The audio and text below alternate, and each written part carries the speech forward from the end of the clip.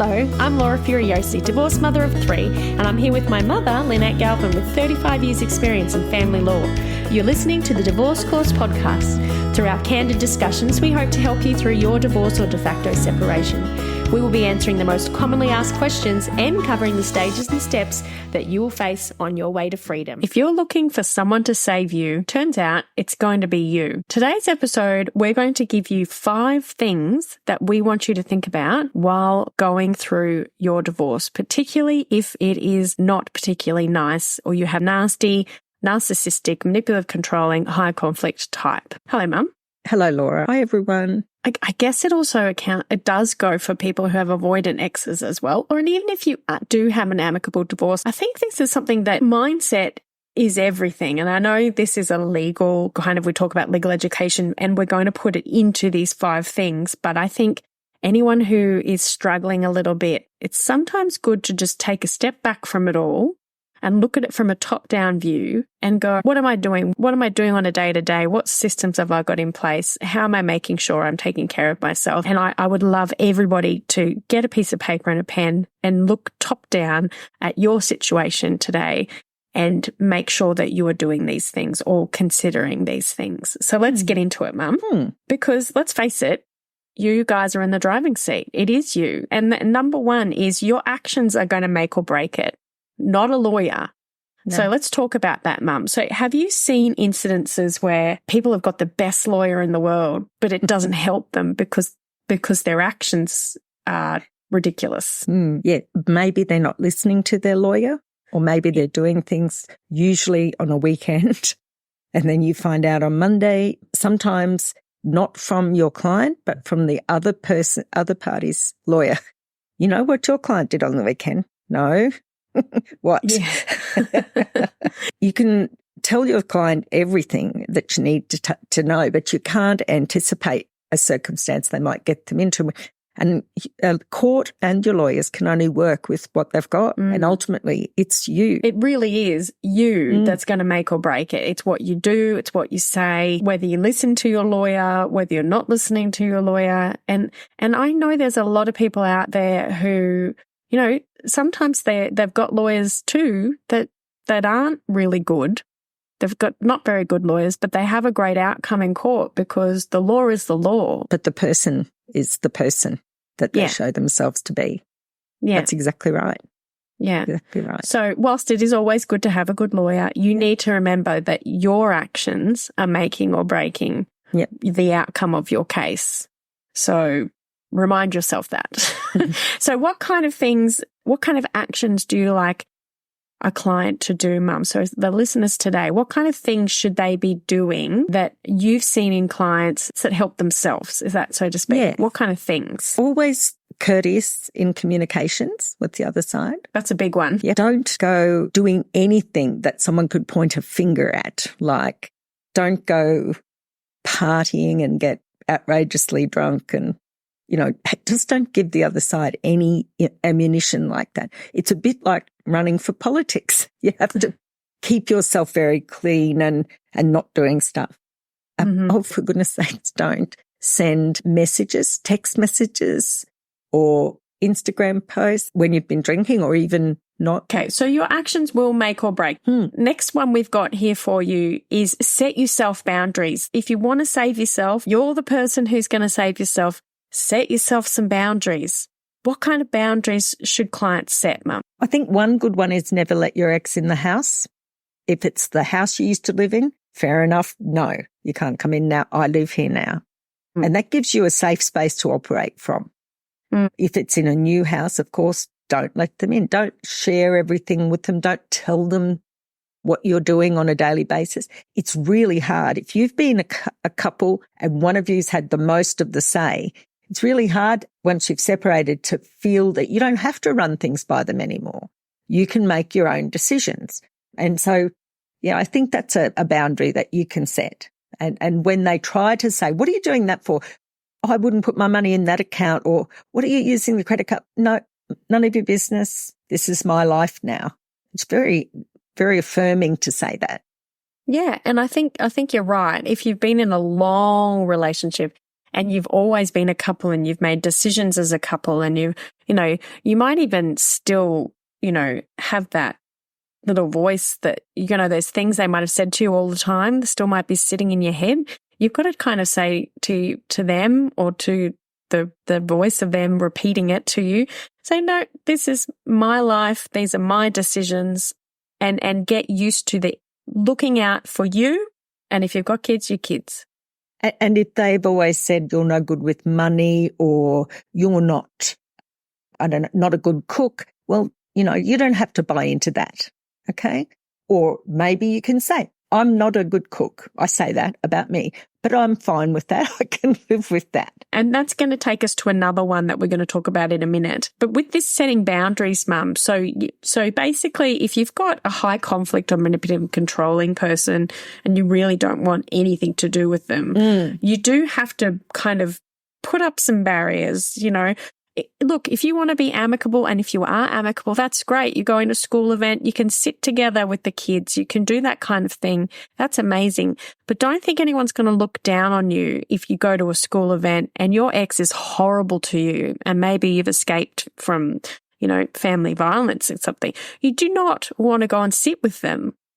Don't think people are going to judge you. Make your boundaries and go, no, I'm not going to be one of those kind of divorced couples. I'm going to go sit over here because I don't want to be anywhere near you. You don't have to say that in front of the kids. And it is sad that for the kids, but the kids don't want to see you next to them if it's been that kind of relationship. Well, the kids won't want to come back to either of you if you're sitting near each other and there's tension. And it doesn't matter.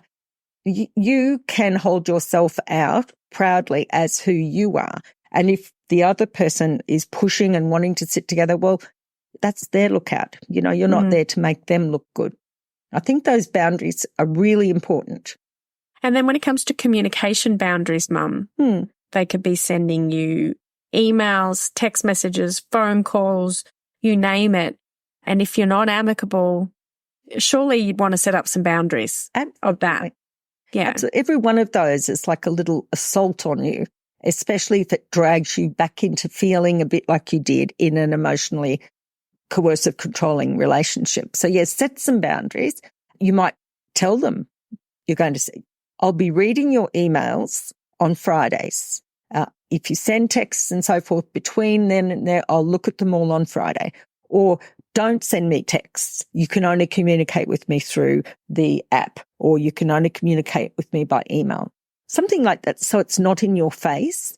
You might silence notifications from your ex as long as perhaps the kids aren't there at the other place, and you might need to know if something happens to them. You might not have it silenced then, but just think about some ways. Some people have got a separate phone, which is the phone for all of that stuff, where where the children talk to their other parent on that phone.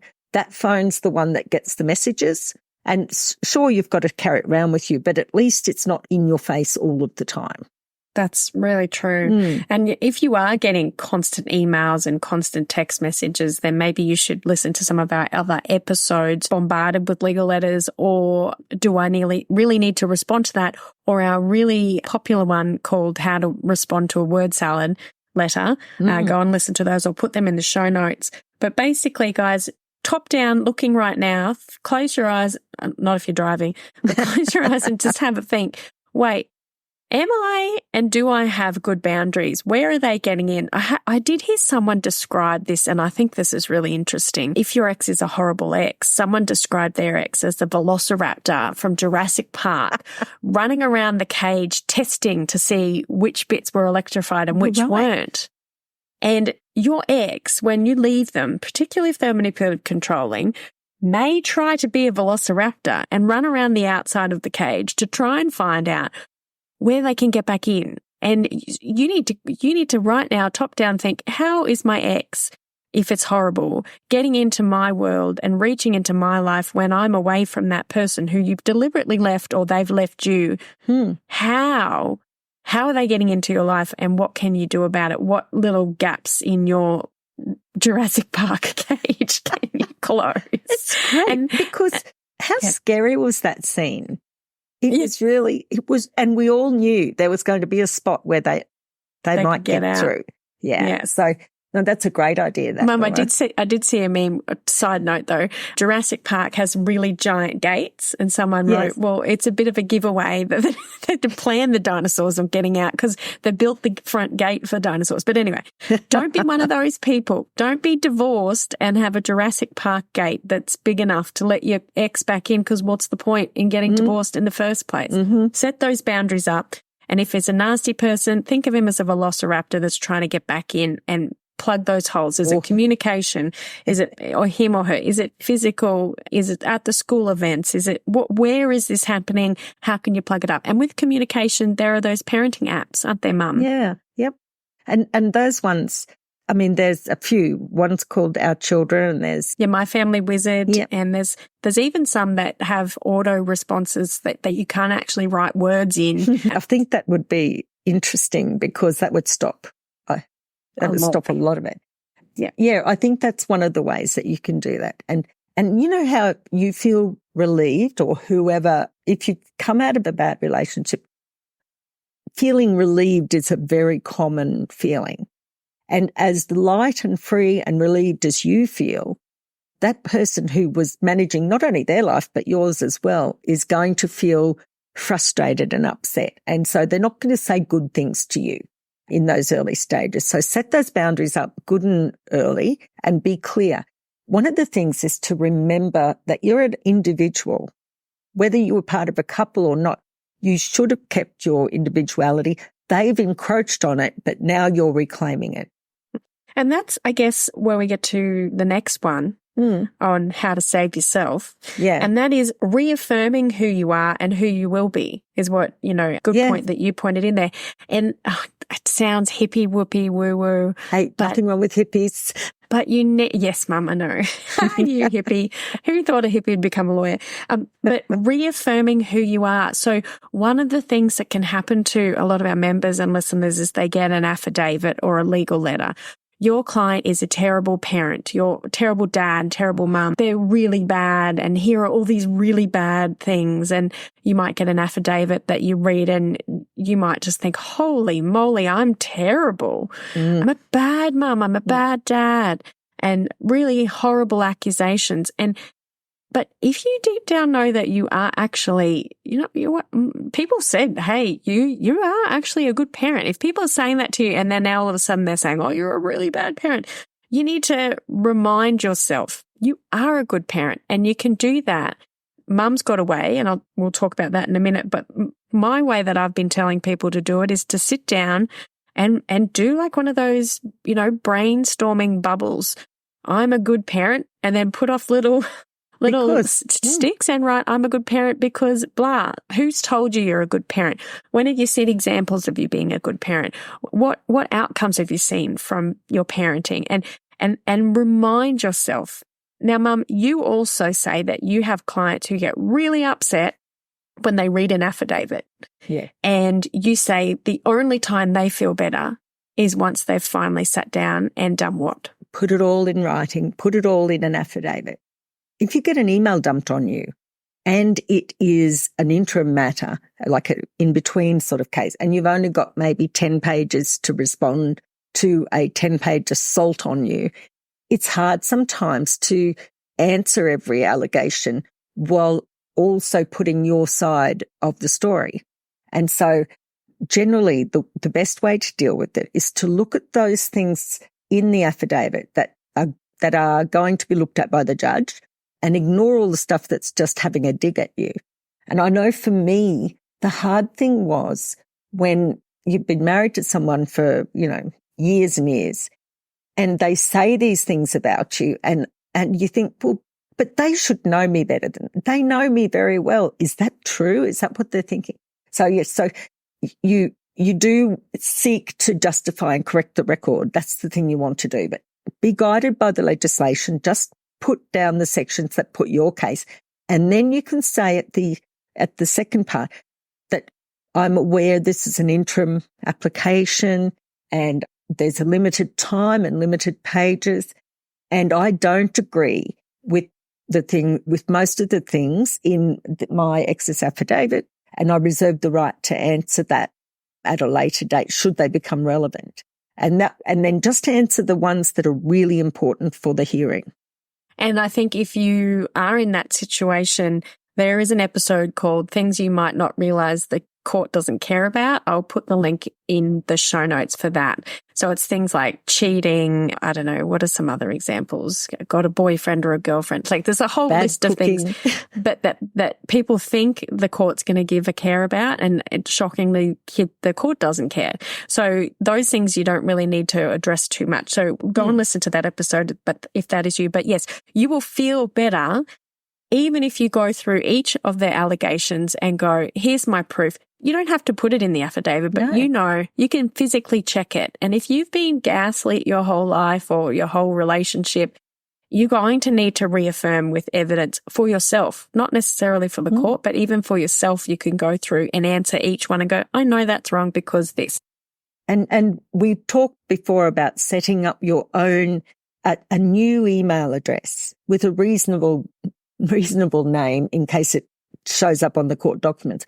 And in that, you can put that affidavit in there, send it to yourself as an email. And then if you want to, you can answer every single line, every single paragraph, and you can attach all your proof. Don't send it to anyone else. Just keep it Just do it for you. Do it for you. And then if your lawyer or you want to answer the affidavit from the other, one day down the track, all of that information's there. You will feel a real load off your mind when you see it in black and white with the evidence.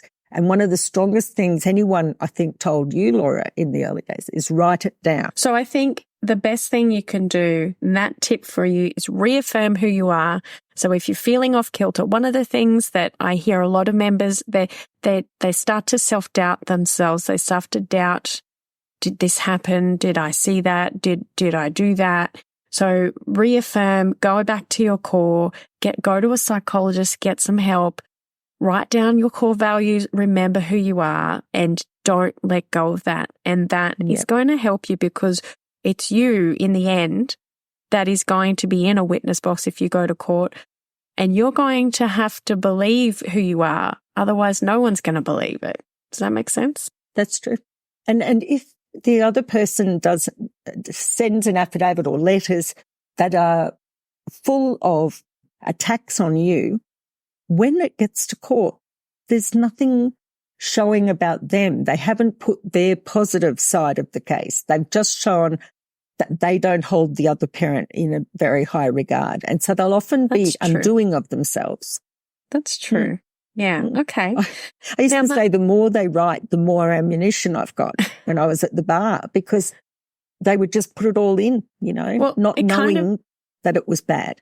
It lacks child focus, I guess. Too right. It's showing that they're not focused on the children. If you've got children, they're not focused on the children. They're just focused on trash talking you. One of the phrases I heard once was that some people show that they hate their ex more than they love their kids. Oh, Isn't that sad? That's what that demonstrates, that sort of nastiness. All right. So we've got your actions are going to make or break it. Mm-hmm. You've got to set your boundaries. You've got to reaffirm who you are. And then the next one is don't shoot yourself in the foot. So, Mum, can you tell us, how do people listening make sure they don't shoot themselves in the foot? And there's a lot of shooting yourself in the foot right in the early stages, isn't there? Are you living separated under one roof, or are you about to leave your partner? Please go and download our free Before You Go checklist, a list of things that have been created by Lynn Galvin, a family lawyer specialist of 35 years, all the things she wished her clients had collected before they'd left. Save yourself a lot of money, subpoena heartache and drama and disclosure issues by doing this checklist before you go. If say, go to www.thedivorcecourse.com.au and click on Before You Go checklist. And then the next one is don't shoot yourself in the foot. So, Mum, can you tell us, how do people listening make sure they don't shoot themselves in the foot? And there's a lot of shooting yourself in the foot right in the early stages, isn't there? There are. And we do talk to people about that in our, don't do these things when you're just leaving. But other things they do is quiz the children, and that sullies or ruins the children's evidence when they talk to a family consultant. Don't steal or sneak a copy of the other person's correspondence. Just be very above board with stuff. Don't be tricky with disclosure. No, even if it's just annoying, do it, because if you haven't got anything to hide, you'll send it and you're always up to date then. Well, I do see a lot of members writing questions like they've asked for this much disclosure. I don't understand why. It's just more control. I don't want to do it. But basically what you're saying is don't shoot yourself in the foot. You don't want to end up in a court case or before a mediator or anything, not doing disclosure. And if it's going to make them happy, do it. It's a bit of extra work, do it. Yeah. Yep. Why does 2-year-olds say tar? To make mum let go of the biscuit, my favourite saying. And why would you give them the documents they ask if there's no skin off your nose doing it? To stop them making a big point about it. Yeah, don't give them an excuse to say things about you. Just even though your motivation is that you feel like they're continuing their control over you and their assault on you. Really, just send the stuff over if you can do it, and just stops that argument. If you are listening and that disclosure's gone ding in your head, we have a great disclosure episode where Mum talks about what's reasonable, what's not. We also have a disclosure checklist that you can download that's based off the pre-action procedures and the Court Act. So you can go onto our website, thedivorcecourse.com.au/disclosure checklist, or you can just click in the show notes, you can click the link, but you can download that and for that free, will help you. Yeah, it's free. Yeah. It's free. So, Mum, realistically, shooting yourself in the foot, there's another time you talk about when people shoot themselves in the foot. And I kind of wish we hadn't used this analogy because it sounds painful every time I say it, but there's the pendulum swing. For someone who's gone through a manipulative controlling, coercive controlling, narcissistic, family violence, and if this triggers you, please call 13, 11, 14. But for those people, Mum, how do they shoot themselves in the foot? Because they're getting out of this. Yeah. How do these people end up in trouble? Yeah. I think I've read a study somewhere that confirms this, but in my mind, in my years of practice, people from coercive controlling relationships or out of a marriage where one person was kind of top dog and they weren't. My client would come in and say, you don't understand how clever they are. You don't know, wouldn't believe how smart they are.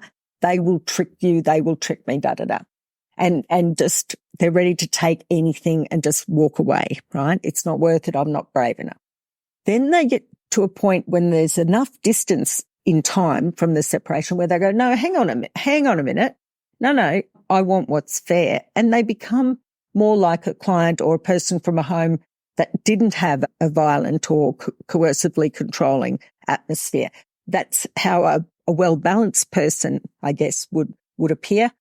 But unfortunately, that little pendulum that was sort of swinging very much in favour of their ex then comes down centre for you, then almost always swings over to the more what seems to be unreasonable rejection. And it's like all the anger that they didn't release during the relationship, the pendulum swings and they go, no, why would I do that? I'm not doing this.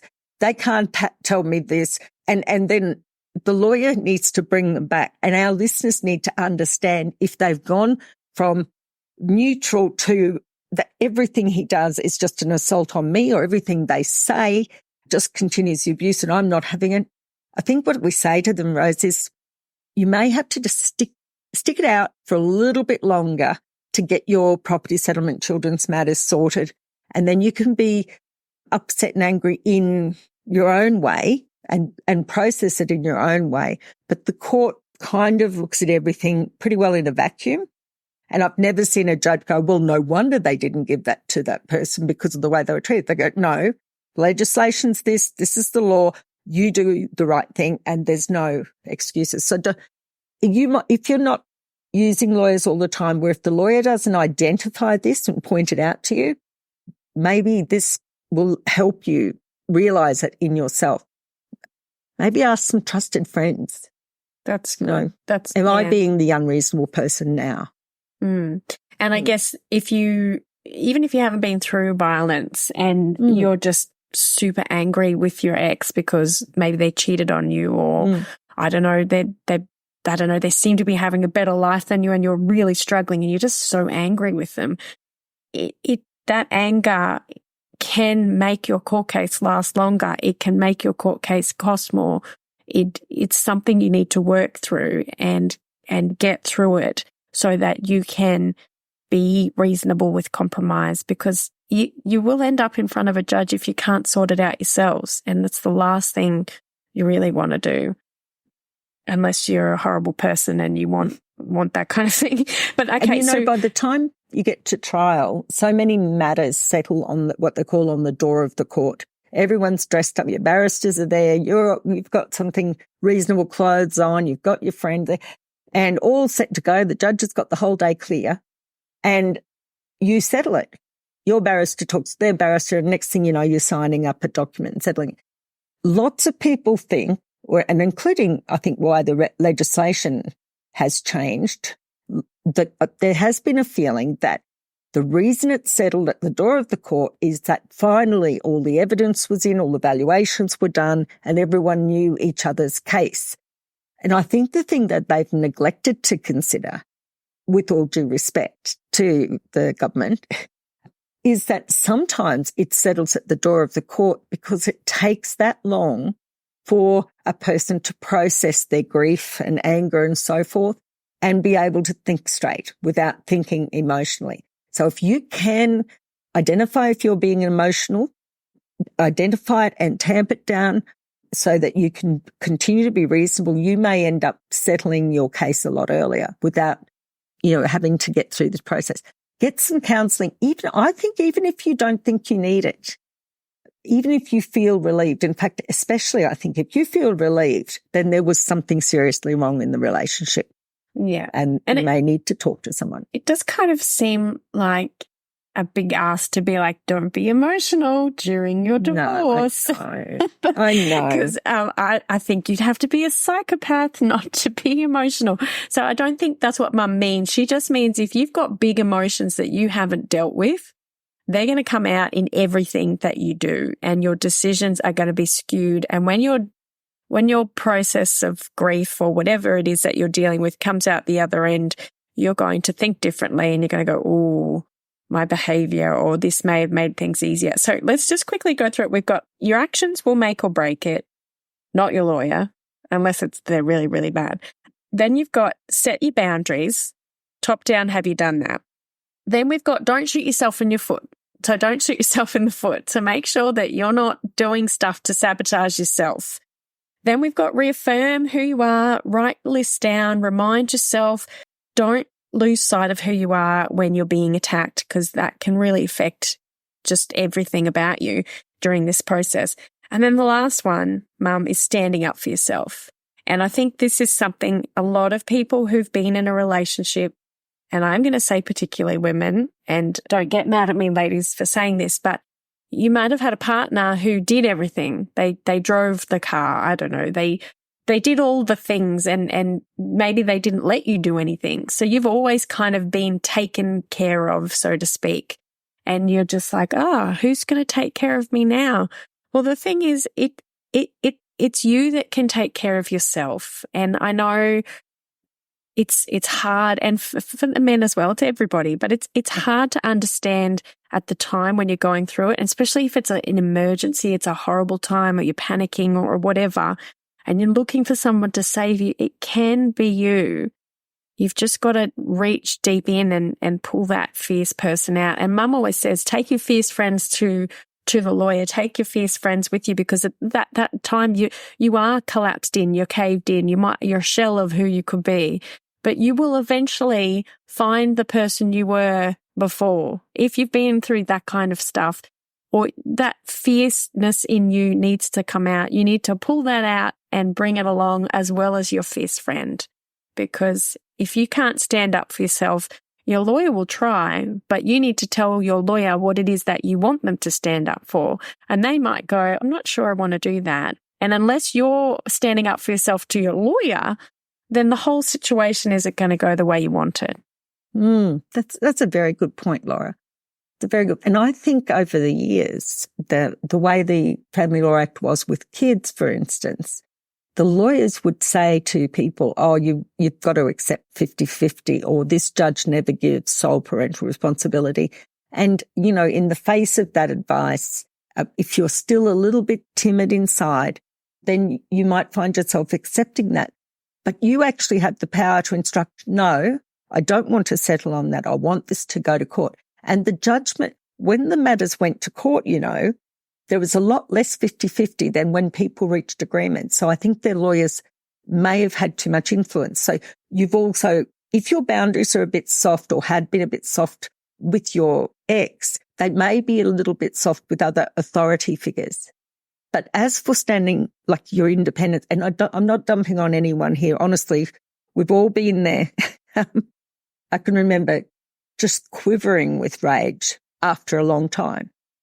But the day, Laura, that I put food on the table that I had bought with my wages, your brother was wearing an outfit I'd bought with my own money, I just felt really good. Once you can say, oh no, I'm going to survive this. This is okay. Because it is a big stressful time. It is a big change in your life. But once you can start to see those small changes that you can make, you can save yourself. You can do this. You can get this done. And I think the biggest thing to help empower you, and it is about empowering yourself, and we talk about empowering all the time, is education. The more education about this issue, the more you know, the more powerful you'll feel, because you know you're not walking into the unknown. Fear of the unknown is a big thing. So educate yourself, listen to these episodes, listen to Mum, listen to your lawyer, ask questions, make sure you understand it. Don't treat it like some people do when they go into their financial planner or their accountants and they're like, blah, blah, blah, blah, blah, GST, tax, blah, blah, blah, blah, blah. And where do I sign? Okay, cool. Sure. You go into a lawyer and they go, blah, blah, blah, sole parental responsibility, blah, blah, blah, blah, blah. You need to understand it, because this is, I mean, you probably really should understand the money stuff too, but you really need to understand it. So go and educate yourself. That is one way to empower yourself. Because you're the expert in your own life. Yeah. And that lawyer is the expert in law. And between you both, you tell him a bit about your life, you learn a bit about the law, and between you, you will get the best outcome. And if you are worried about your lawyer, if you want to choose one, we've got an episode called Red Flags, Lawyers and Red Flags. And we also have an episode called How to Choose and Use Your Lawyer, 5 Ways You Didn't Know. So you're the person who is listening today that this universe has sent this message to, I'm talking to you right now. Have a look top down. Are your actions making or breaking your case? Are you standing up for yourself? Have you set the right boundaries? Are you shooting yourself in the foot? And have you reaffirmed yourself against false facts and accusations? And if you sit down and make a plan right now to firm up those boundaries, to reaffirm who you are, and to make sure you're not doing any mistakes, you are going to have a better journey, and you'll realize it's you that's going to get you through this, not us, even though we'll be there with you. We'll be your guides, but it's you that's going to get you through this, and not your lawyer. They're just going to do the law stuff. It's you that's going to get you through this, and we'll be there with you every step of the way. But I think you need a little bit of a tough talk to everyone today, because sometimes it's a good idea just to take a step back and have a look. I think so. Talk to yourself as you would talk to your friend, and acknowledge your strengths and the things that you have achieved and what you've withstood over time. And you're making decisions for you and possibly you and your children. And you're a grown up, and you're just as powerful as your ex. And we're so proud of you. Yeah. I love hearing how people have learned things and you know, how strong the stories. they are. And look, we get some sad stories, but we also get the happy stories. We get people who don't want to stop listening, but they have to, because they're done. And we hear those stories and they make us cry, don't they, Mum? They make us cry. And those people have made it through, and you will make it through too. Yeah. So if the universe has reached out, grabbed you, shook you by the shoulders and said, oi, go and do some work on yourself right now, then go and do some work on yourself. And thank you, Mum, for letting me put this one in, because it's not particularly legal, but there's some great tips in there, and we will see you all soon. Thank you, Mum. Bye, Laura. Bye, everyone. Bye. If you found this podcast helpful, we'd love it if you could rate, review and subscribe. By doing so, you are spreading the word to help someone else just like you. Lynn would like to remind you that this podcast is general advice only, and you should always get legal advice in relation to your particular situation. And remember that the Australian laws may have changed since recording.